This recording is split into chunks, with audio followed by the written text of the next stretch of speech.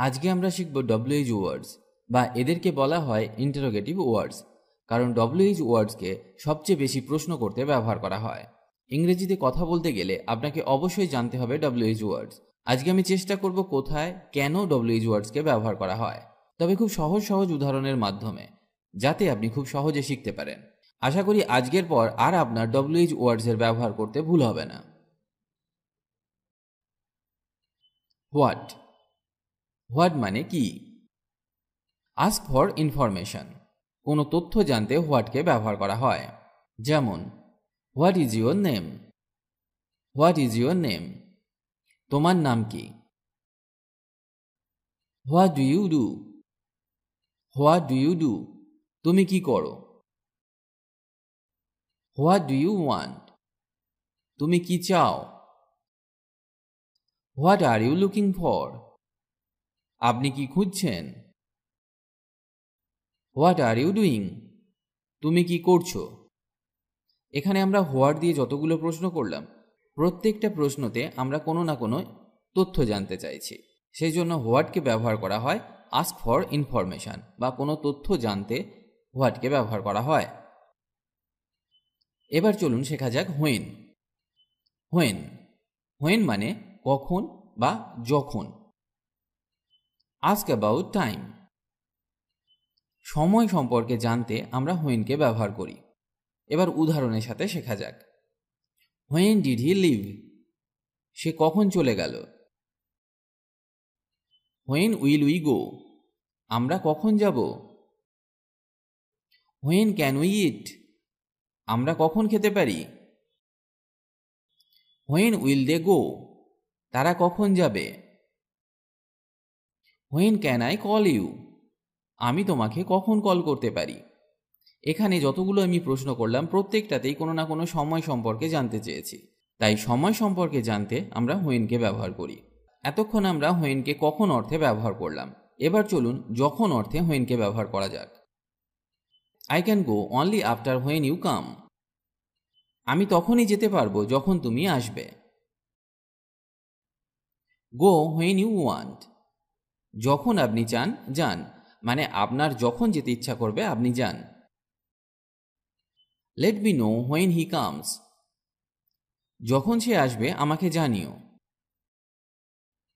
I will go when he comes. সে এলে আমি যাব, মানে যখন সে আসবে তারপর আমি যাব। হোয়ার। হোয়ার মানে কোথায়। Ask about place. কোনো জায়গা বা স্থান সম্পর্কে জিজ্ঞাসা করতে হোয়ারকে ব্যবহার করা হয়। চলুন উদাহরণের সাথে শেখা যাক। Where do you live. তুমি কোথায় থাকো, মানে তুমি যেখানে থাকো সেই জায়গাটা সম্পর্কে আমি জিজ্ঞাসা করছি, মানে তুমি যে স্থানে থাকো সেই স্থানটা সম্পর্কে আমি জানতে চাইছি। হোয়ার আর ইউ গোয়িং। আপনি কোথায় যাচ্ছেন? Where can we go. আমরা কোথায় যেতে পারি? তাহলে এখানে আমি যতগুলো হোয়ার দিয়ে প্রশ্ন করলাম, আমি কোনো প্লেস সম্পর্কে জানতে চেয়েছি।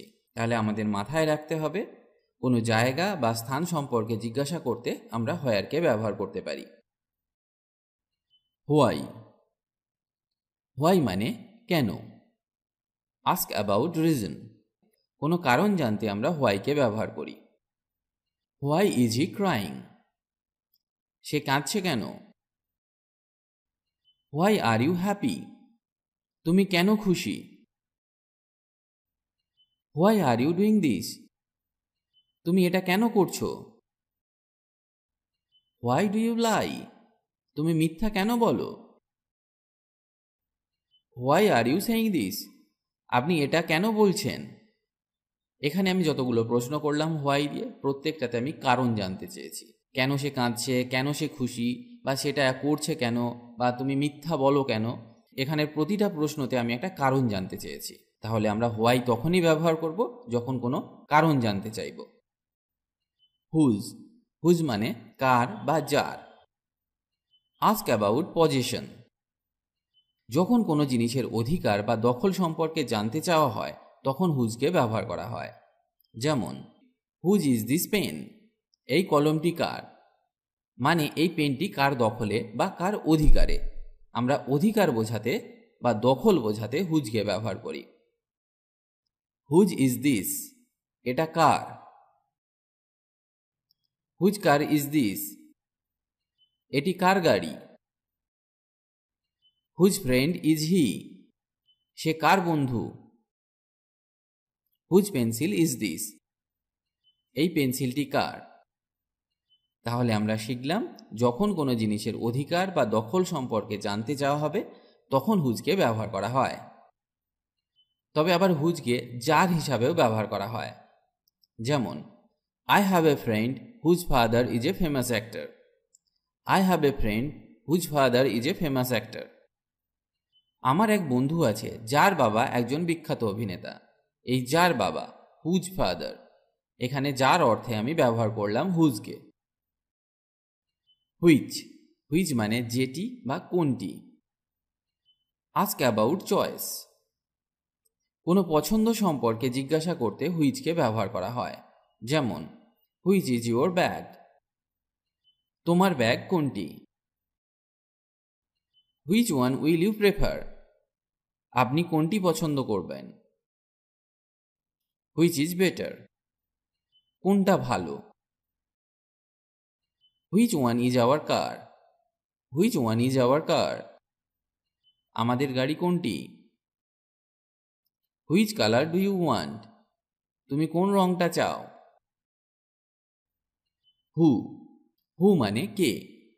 আস্ক অ্যাবাউট পিপল, কোনো মানুষ সম্পর্কে জিজ্ঞাসা করতে হুকে ব্যবহার করা হয়। যেমন, হু ইজ দেয়ার? ওখানে কে? হু আর ইউ? তুমি কে? Who is he? কে সে? Do you know who he is? তুমি কি জানো সে কে? Who told you this story? কে তোমাকে এই গল্প বলেছিল? হুম, হুম মানে কাকে বা কার। আস্ক অ্যাবাউট পিপুল, কোনো মানুষ সম্পর্কে জিজ্ঞাসা করতে হুমকে ব্যবহার করা হয়। একটু আগেই আমরা হু শিখেছিলাম, এবার আমরা হুমের ব্যবহার শিখব। হু মানে কে, আর হুম মানে কাকে বা কার। Whom did you see? তুমি কাকে দেখেছ? Whom do you want to meet? কার সাথে দেখা করতে চান? With whom did you go? তুমি কার সাথে গেলে? Whom will you send? তুমি কাকে পাঠাবে? Whom are you talking to? কার সাথে কথা বলছো? এখানে কাকে বা কার সাথে বলতে হুমকে ব্যবহার করা হলো। এবার শিখব যাকে অর্থে। যেমন, the person whom you saw is my friend. তুমি যাকে দেখেছ সে আমার বন্ধু। তাহলে এখানে আমরা যাকে অর্থে হুমকে ব্যবহার করলাম। হাউ, হাউ মানে কিভাবে। Ask about process or manner. এবার উদাহরণের সাথে শেখা যাক। How are you? তুমি কেমন আছো? How was your day?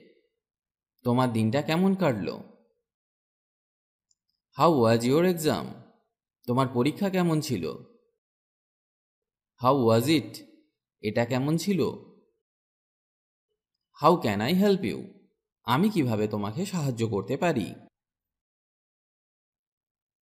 আশা করি আমি আপনাকে WH ওয়ার্ডসের ব্যবহার শেখাতে পেরেছি, আর মনে হয় না আপনার এদের ব্যবহার করতে ভুল হবে। আপনি চাইলে এবার থেকে সব জায়গায় WH ওয়ার্ডসকে ব্যবহার করতে পারবেন, কোনো রকম ভুল না করে। এগুলি অভ্যাস করুন, এতে আপনার ইংরেজির অনেক উন্নতি হবে।